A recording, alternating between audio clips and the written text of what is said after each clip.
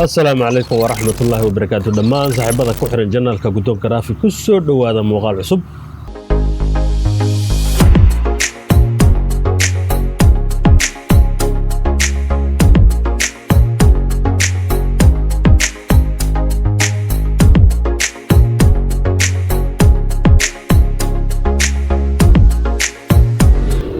muuqaalkeena waxaan kaga hadlaynaa su'aal uu soo weydiiyay mid kamida saaxiibadeena.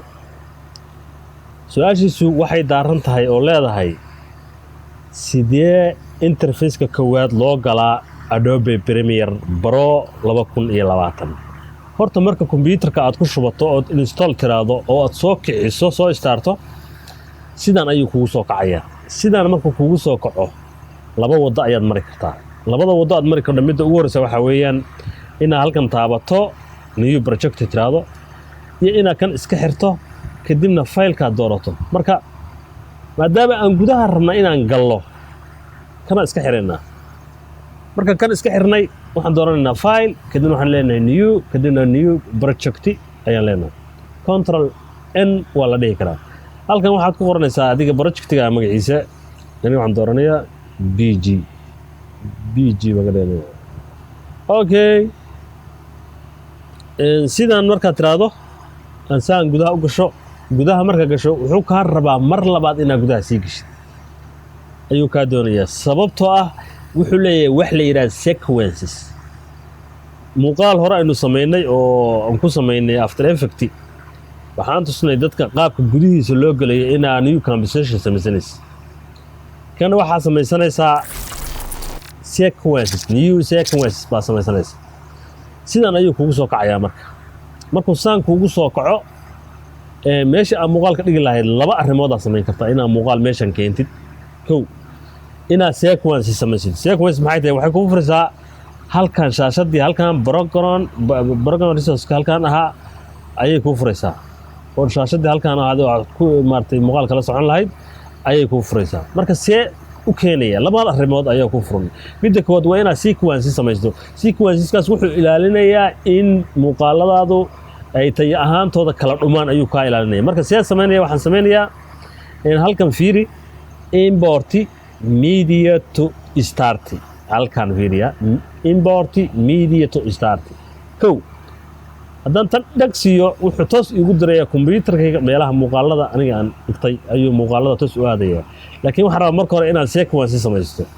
sequenceskan ayaan samaysanayaa halkan meeshan labadan icon ay ka muuqdaan oo halkan tiidan hoosteeda meeshan labada ay ka muuqdaan kan dhanka midig ah ayaan waxaan leeyahay left click leeyahay kadibna koraan u raacaya panelka isu kay furay kadibna sequence ayaa taabanaya. sequence marka isu kay fudho sequences waxaan rabaa meeshan inaan muuqaal oo tayadiisa ay tahay maartay 1920 1080p macnaha resolutionka ugu fiican ayaan rabaa inaan meeshan ka samaysto oo sequences muuqaalada dhan inay ku samaysmaan sidaas ayaan rabaa. marka xageen ka dooranaya? waxaan ka dooranayaa halkan ugu sareysa fiiri are ayaan baan click siinaya left click ayaan siinaya kadibna waxa ay soo baxaysaa tan oo 1080p tan click kala siinaya kadibna are 1080p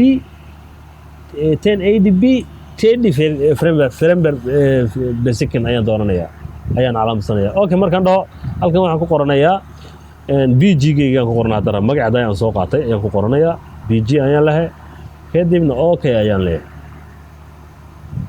markaan saas okay u dhaho waxa isu kay fiiriya halkan waa isu kay fudhay tan shaashad madow ka soo baxday. marka muuqaalkayga laba arrimood aan u keeni karaa inaan dhaho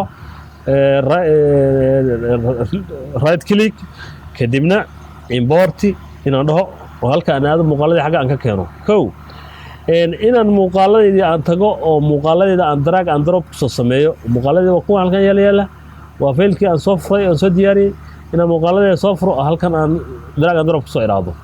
tanna waa samayn karaa left click aan soo qaaday halkan aan keeno. marka weli shaashadii muu tagin see shaashada ku geenaya waxa laga yaabaa inuu muuqaalkan cod wato codkan aniga aan u baahnayn laga yaabaa. meeshan waa kan yaala tusaale haddaan kan ka qaado kan ka dhigo muuqaalkaagii waa kan halkan yaala. waxa laga yaabaa meeshan intay saas ka tahay inaan muuqaalka aragso diilintaas u jeedid muuqaalkaagii waayo.